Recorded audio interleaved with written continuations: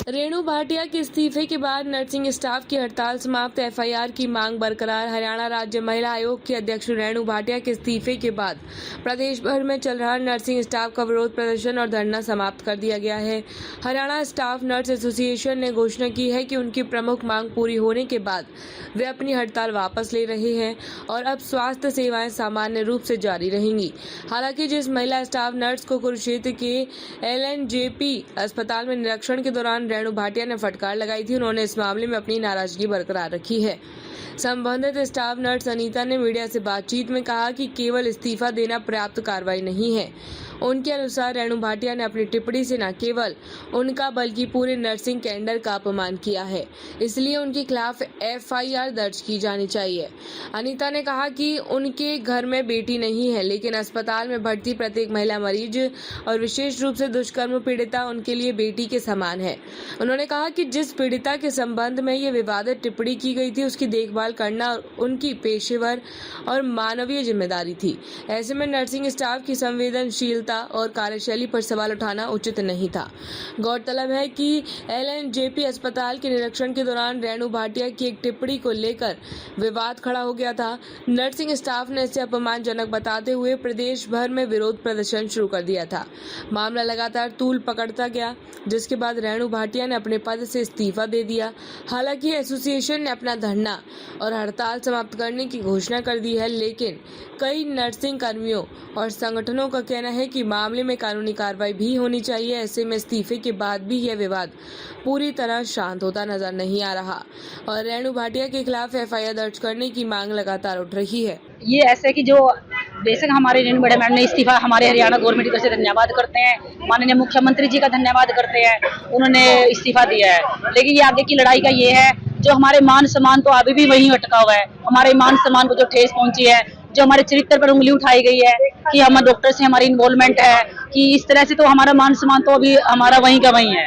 तो आगे की लड़ाई है, लेकिन मरीजों के हितों को देखते हुए कि पेशेंट हमारे भरोसे है, हम पेशेंट के लिए यहाँ पे हमारी भर्ती की जाती है, तो उनकी देखते हुए पेशेंट को तो हम अपनी ड्यूटी करने के लिए तैयार है और आगे की लड़ाई हमारी जारी रहेगी। तो ये आज स्ट्राइक आप लोग खत्म की जा रही है या आगे जारी रहेगी? ये लड़ाई हमारी हकों की लड़ाई जारी रहेगी, क्योंकि हमारा मान सम्मान पे जो भी चरित्र पे जो उंगली उठाई गई है, स्ट्राइक खत्म की जाती है, लेकिन हमारा जो मान सम्मान है उस पे लड़ाई वो हमेशा आगे जारी रहेगी। क्या करेंगे, कोर्ट में जाएंगे या कैसे? ये हमारी स्टेट यूनियन का जो फैसला है कि उनके खिलाफ एफआईआर हो, और जो भी हमारा उनसे उन्होंने माफी नहीं मांगी अभी तक, जो वो भी ऐसे गलत तरीके से अभी भी बयानबाजी कर रहे हैं। क्या बोलना क्या था रेणु भाटिया ने, आपको क्या बोला? उन्होंने मुझे बोला, जैसे मैं ड्यूटी पे थी, कि आप कहाँ थे उस टाइम, आपकी उन्होंने ये नहीं पूछा कि वहाँ पे एक्चुअली जो हमारा जो प्रोटोकॉल है उसमें ड्यूटी होती है कि नहीं है, जबकि ओपीडी में एज पर प्रोटोकॉल कोई भी नर्सिंग ऑफिसर की 15 से 20 ओपीडी होती है डॉक्टर्स की, उसमें किसी की ड्यूटी नहीं होती है।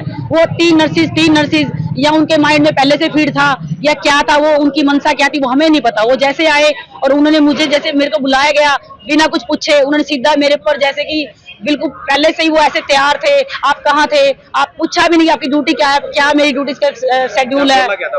उन्होंने मुझे, आप कहाँ थे उस टाइम, आप अंदर थे, पर्दे के पीछे थे, आप कहाँ थे, ऐसे कैसे हो गया, और आपकी बेटी को छोड़ दूं, आपकी बेटी को छोड़ दूं।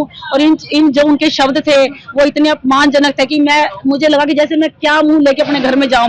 हमारी फैमिली है, बहुत रिश्तेदार होते हैं, वो भी बेटी है, और उस बेटी के लिए हम इंसाफ चाहते हैं। वो हमारी बेटी है, हम उसके लिए इंसाफ चाहते हैं। उस बेटी के साथ बहुत गलत किया है, वो जो नहीं होना चाहिए, वो सभी नर्सिंग कैडर या डॉक्टर सभी के लिए बहुत ही मतलब गलत हुआ है, हम उसका विरोध करते हैं। जब इतना बड़ा कांड हुआ, आप ड्यूटी पे थे या स्टाफ नर्स थे, आप लोगों को अपने पीएमओ को या आरएमओ को या सीएमओ को बताना चाहिए था। ये हमारे इस तरह से, क्योंकि हमारी 1700 के डेली की ओपीडी होती है, ये हमारी जानकारी में नहीं था। डेली इतने ही मरीज आते हैं, हर डॉक्टर्स ऑर्थोपेडिक डॉक्टर हैं, सर्जन हैं, वो अलग अलग ओपीडीज में बैठते हैं, तो हमें इतनी फीमेल्स भी आती है, 78 फीमेल बहुत आती हैं। अब हम हर किसी का हमें तो नहीं पता, अगर डॉक्टर्स के द्वारा इन्फॉर्म किया जाता है। एक फीमेल अटेंडेंट भी थी ऊपर ओपीडी में, वो इन्फॉर्म करते हैं तो हम चले जाते हैं, हमारी फीमेल अटेंडेंट को भेजते हैं, उनकी पोस्टिंग की जाती है वहाँ पे।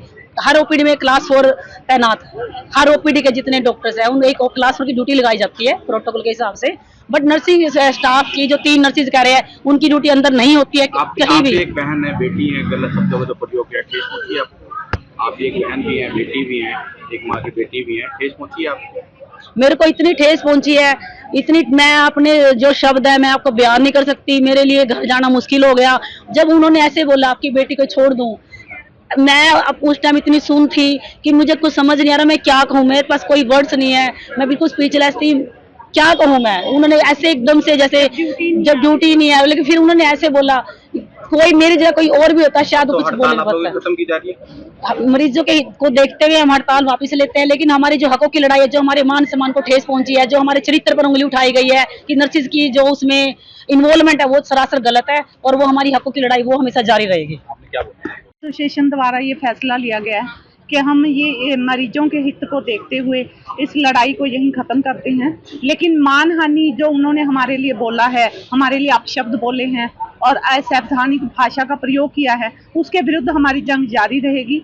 आज हम उनके खिलाफ FIR दर्ज करवाएंगे। इसके बाद हमारा स्टेट यूनियन का फैसला है वो मानहानि का दावा किया जाएगा। तो आगे की में करा रहे हैं या पूरे हरियाणा में कराएंगे? ये कुरुक्षेत्र में जारी हुई है। अच्छा, FIR कराएंगे? हाँ जी। और उन्होंने अपनी ईगो की वजह से माफी नहीं मांगी है, लेकिन हम पेशेंट के हितों को देखते हुए अब हम अपनी स्ट्राइक वापस ले रहे हैं और मरीजों की सेवा में हम दोबारा हाजिर हैं। कह रहे रात को इस्तीफा दे दिया अपने पद से, मुख्यमंत्री को इस्तीफा भेज दिया है। ये देखो आगे की रणनीति है, बाकी लेटर आ गया है हमारे पास। अभी वनीता मैडम जी हमारी प्रेसिडेंट है, उनका फैसला आ गया भी स्ट्राइक वापस लेनी है मरीजों के हित को देखते हुए, लेकिन मानहानि के लिए हमारा लड़ाई जारी रहेगी। और